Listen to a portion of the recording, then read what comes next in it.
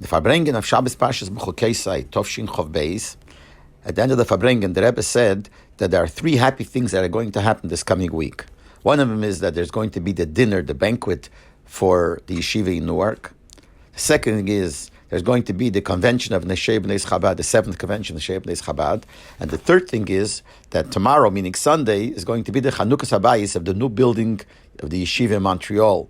And the Rebbe said it came very hard, and there are still chayvas that they have to pay. And he gave a bracha that they get rid of all the chayvas, and everything should be atzloch, and other places should also build. But before the Rebbe mentioned about the building in Montreal, he said that it's already a meshach zman, a long time without begging that the meizdes, the institution, should build buildings.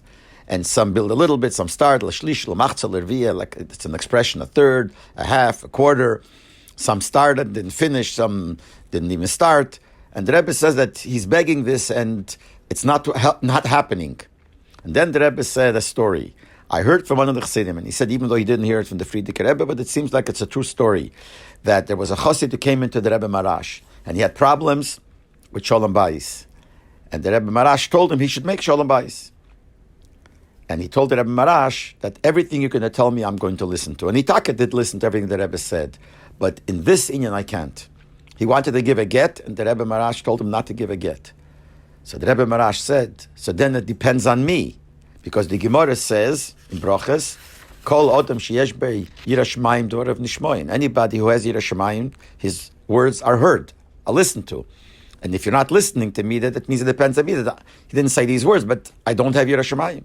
And the Rebbe Maharash bent his head down for a while, I don't know, for a short while, and then he picked up his head and he told him again, I'm telling you to make Shalom Bayis and not to give the get.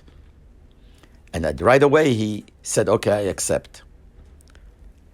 And the Rebbe says the Pele is that what happened, what the Rebbe Maharash did, had a hashpoah on the other person, even though that person has bchira chofshis, has free choice. Nevertheless, it had a hashpoah on him.